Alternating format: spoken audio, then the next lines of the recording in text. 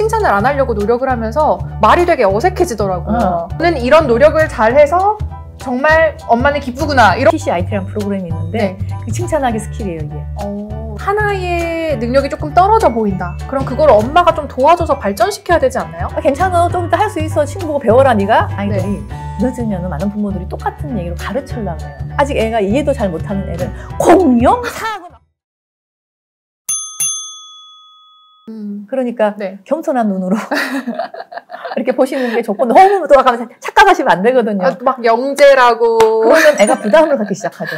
난 영재인가 보다 생각하면서. 그러니까 왜 천재라고. 영재 이해를 하나 보다 그러고 이제. 너무 똑똑하다고. 그러니까 칭찬도 좀 기술이 있다고. 그래서 그냥 똑똑하다는 칭찬은 별로 안 좋은 것 같아요. 똑같은 거라도 어머 네가 이걸 아는구나.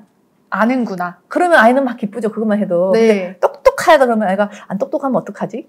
걱정을 하는 거예요. 저 그 말 너무 많이 해요. 너 너무 똑똑하다. 그런 말 하지 마시고 그렇구나. 네가 이걸 아는구나. 그 다음에 이렇게 들어가면 아이는 부담 없이 자기 아는 걸 계속 발전시킬 수가 있거든요. 그래서 지금부터 모든 어머님들 똑똑하다 꼽혀.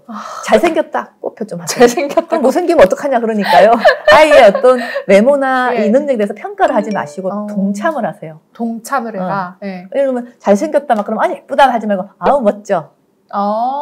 멋진 거는 어떤 아이도 멋질 수 있잖아요. 그쵸. 외모에 대한 거는 멋지다. 멋지다. 또 그다음에 뭔가 자꾸 아이가 똑똑하면 어머 너가 이것도 아는구나. 이렇게. 그냥 그 상황을 한 번 더 설명해 주면 되는 거죠. 즐거워하면 되는 거죠. 그러면 아이는 더 기뻐하면서 그쪽이 발달해요. 우리 엄마가 좋아하나 보다 이러면서. 근데 그걸 칭찬이라고 인식하나요? 너 이거 아는구나 이것도? 그렇죠. 그게 제일 큰 칭찬이에요. 왜냐하면 여러분 제일 큰 칭찬은 어른도 마찬가지예요. 언더스탠딩이죠. 이해죠. 예를 들면 우리 보고 야 너 정말 이거 잘했다 이렇게 하면 기분은 좋지만 더 잘해야 될 것 같은 걱정이 되잖아요. 너가 해냈구나 그러면은 굉장히 기뻐서 다 하고 싶잖아요. 똑같은 거예요. 어른도 그런데 아이들은 굉장히 중요해요. 그래서 특히 발달에 이렇게 애가 어떤 뛰어난 아이들일수록 항상 부모가 금해야 되는 게 똑똑하다는 얘기예요. 그러니까 제가 EBS 다큐 뭐 칭찬의 기술 그거를 보고 칭찬을 안 하려고 노력을 하면서 말이 되게 어색해지더라고요. 애한테 무슨 말을 해야 되지? 그런 지금부터? 너는 이런 노력을 잘해서 정말 엄마는 기쁘구나 이렇게 하라고 시켜가지고 그 말을 하려고 했더니 입에 잘 안 붙어요 이게. 그래서 정말 너희가 아는구나 하고 그 다음에 성품이 좋은 애를 만들려면은 뭐 해서 고마워 그러면 돼요.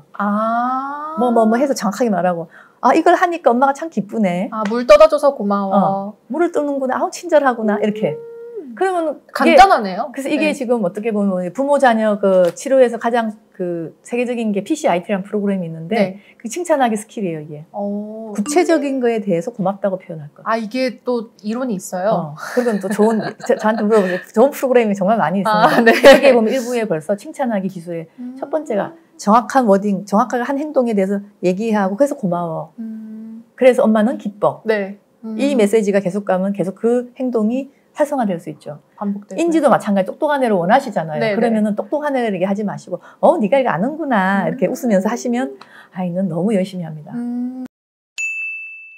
그런데 만약에 하나의 능력이 조금 떨어져 보인다. 그럼 그걸 엄마가 좀 도와줘서 발전시켜야 되지 않나요? 바로 그걸 하려면 평가를 해야 되는 거예요. 그냥 대충 잡고 앉아서 떨어진다. 정말 떨어지나요? 안 그럴 수 있거든요. 제가 우리 둘째 아이에 대해서 언어가 늦다고 착각했던 것처럼 그래서 정말 늦은 거 때문에 이걸 더 해주고 싶으실 때는 얼마나 늦은지, 왜 늦은지를 알고 우리가 개입을 하셔야 돼요.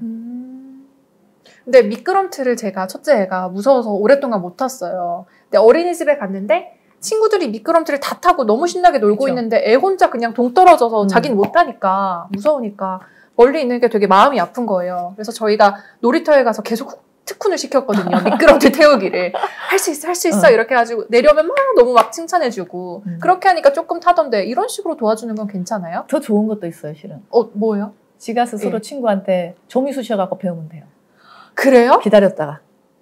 기다려줘도 돼요? 그러면 근데 부모가 걱정선 눈으로 이렇게 기다리면 아이도 알아요. 내가 잘해야 되는데 뭐 실망하시겠고 이렇게 생각하는데 괜찮아, 좀 이따 할 수 있어. 친구 보고 배워라 네가. 딱 그러고 냅두면은 열심히 친구로 관찰한 다음에 지가 알아서요. 그래요? 이게 좀 더 스트레스가 없는 훨씬 좋은 방법이네요. 자기 주도성을 높이잖아요. 이번에 발달 지연 문제도 실은 아이들이 늦으면 많은 부모들이 똑같은 얘기로 가르치려고 그래요. 특히 언어 발달이 늦어서 이제 병원을 온 아이들은 어머니 놀아보세요. 그러면 아직 애가 이해도 잘 못하는 애를 공룡사하고 막 그래요, 제 앞에서. 그래서 내가 이거는 사과, 따라해봐 사과. 네. 그렇게 내가 아니 그걸 못해서 온 거잖아요, 저한테. 근데 애한테 왜 이러세요? 아니 선생님 답답하니까 가르쳐야 된다 해서 제가 아니 이게 방법이 먹히는지 안 먹히는지 생각을 해봅시다. 그러면서 이거에 뭐야 또 엄청나게 하세요. 이거에 뭐야를 왜 하시는지 질문을 계속 하세요. 그래서 그거 하면 안 돼요? 그러면은 아니 말도 못하는 애가 지금 부담만 느끼잖아요. 애가 다 도망을 가요. 이렇게 엄마 이거 뭐야 하면. 그래서 제가 이거 뭐야 금지. 지금부터 이 아이는 비언어적 소통부터 하기. 그럼 말을 아예 안 하고 말을 있어요? 갖다가 별로 안 하면 애만 따라하라 그래요. 그냥.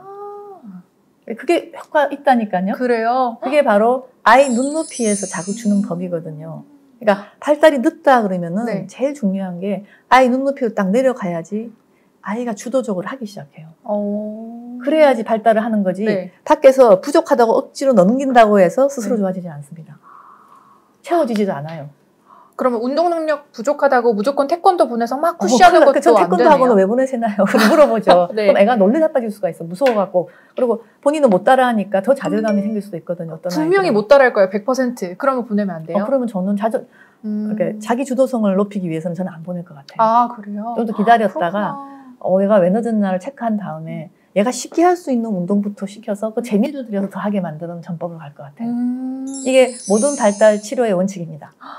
발달이 그러니까 부모가 막 푸시한다고 절대 되는 게 아니네요. 그럼 안 했으면 좋겠어요, 좀. 혹시 만약에 정말 10,000분의 1의 확률로 영재면 어떡해요? 영재는 오히려 내버려두면 더 잘 크죠. 자기 쪽에 있는 아이들은 다 영재들인데 얘들을 피아니스트를 가르칠 때 피아노를 영재성을 축이지 않으면서 기존의 교육을 어떻게 집어넣냐고 고민을 하시더라고요. 지금에 가지고 있는 자극들을 더 많이 줘가지고 그걸 키워주겠다고 생각하는 것 자체가 또 착각이죠.